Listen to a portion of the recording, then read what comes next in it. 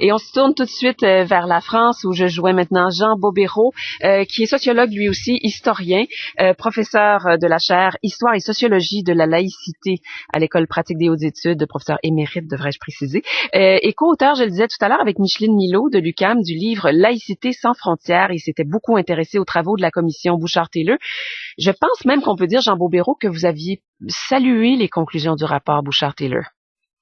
Oui, j'avais salué les conclusions de ce rapport dans la mesure où il me semblait justement aller vers une laïcité interculturelle, ce qui n'est pas le cas du document qui vient d'être publié. Et moi, je dirais plutôt que ce document, c'est un pas en arrière. Alors, j'entends bien les arguments de Guy Rocher, qui sont des arguments importants et intéressants. Mais d'une part, moi je dirais qu'il y a une confusion entre sécularisation et laïcité.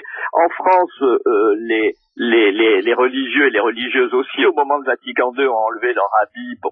Mais tout ça, ça s'est fait volontairement parce que il y avait une sécularisation interne du catholicisme. Et la laïcité n'a rien eu à voir avec cela. Elle n'a pas exigé l'abandon de ses vêtements religieux. Et maintenant, il y a en France, il y a des curés qui remettent soit un col romain, soit même la soutane, et ils le font comme ils veulent. Bon, donc, il faut pas confondre, si vous voulez. La laïcité, c'est au contraire la possibilité politique de vivre ensemble pour des gens qui ont des rapports différents à la sécularisation. Bon. Et la sécularisation, elle se fait d'autant mieux qu'elle est volontaire, et quand on cherche à l'imposer politiquement, alors on est contre-productif et les gens forcément se rétractent et réagissent. Bon. La seconde chose, c'est que vous avez très bien dit qu'effectivement les vêtements, ça parle, mais pas seulement au niveau religieux. C'est-à-dire que quand on porte un vêtement d'une marque, est-ce que on va dire qu'on fait de la publicité pour cette marque et donc on n'est pas neutre, parce que là on nous parle de prosélytisme silencieux et passif, mais porter des vêtements de marque, c'est de la publicité silencieuse et passive. Et il y a cette obsession du paraître, cette focalisation sur le vêtement, cette obsession du paraître, alors que c'est les comportements qui sont importants. J'entends bien que l'État doit être neutre pour être laïque, mais il doit être neutre en ce sens qu'il doit être impartial, il doit être un arbitre, et donc ses agents doivent être impartiaux et ils doivent être respectueux de toutes les convictions. C'est leur comportement qui doit être laïque, et leurs habits, c'est quand même secondaire. Oui.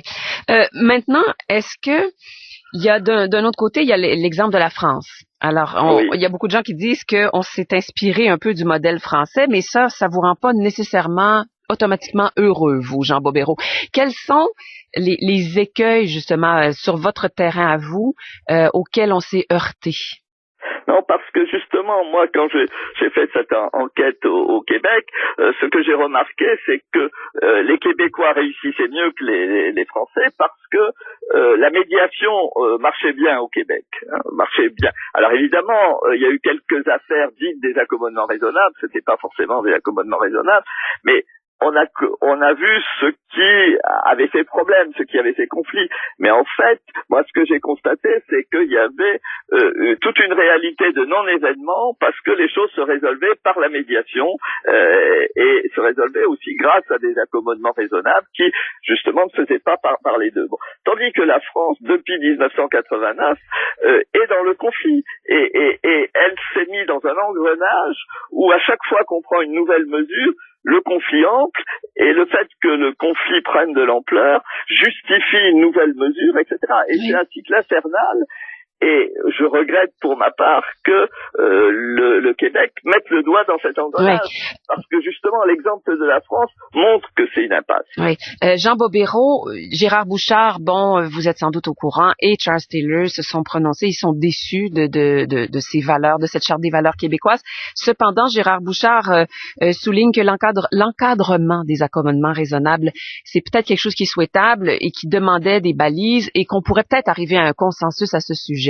Est-ce que vous êtes d'accord à ce propos? Mais je suis d'accord qu'il y a des balises, mais j'ai souri quand j'ai entendu le ministre dire enfin il y a des balises, parce que les balises qui sont indiquées sur la contrainte excessive, c'est celles qui existent déjà juridiquement. Donc il y a une sorte de tromperie. On fait croire aux gens qu'on va mettre des conditions à l'accommodement raisonnable. Or, ces conditions, elles existent déjà.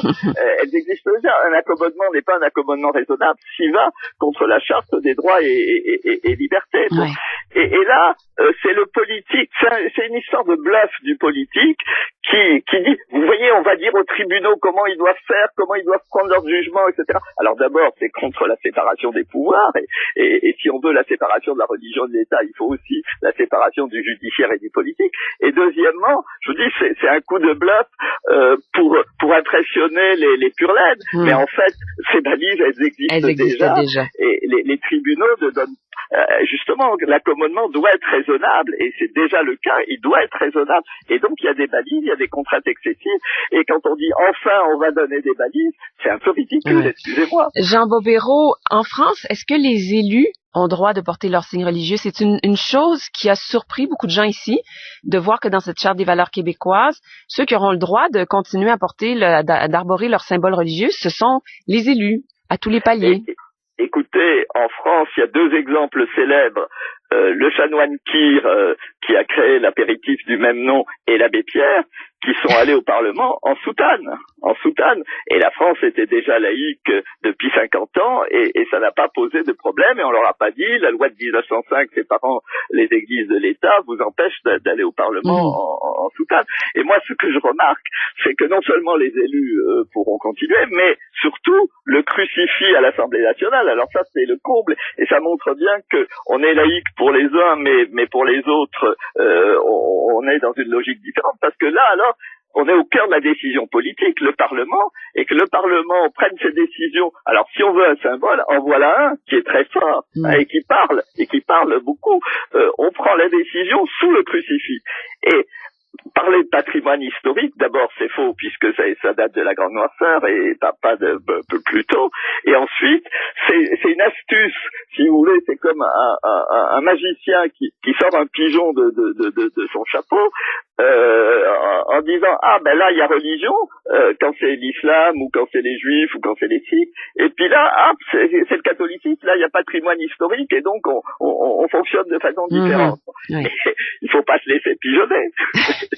Alors, Jean Bobéro, c'était votre regard donc sur cette charte des valeurs québécoises. Je vous remercie beaucoup d'avoir pris le temps de la lire d'abord, parce qu'on vous a fait, enfin, vous avez pu lire le document hier. En tant qu'ami du Québec, et en tant que justement ayant dit que le Québec pouvait être un exemple pour la France, et je regrette qu'il y ait un pas en arrière où le Québec risque de se mettre dans ce conflit infernal que nous vivons en France depuis 25 ans.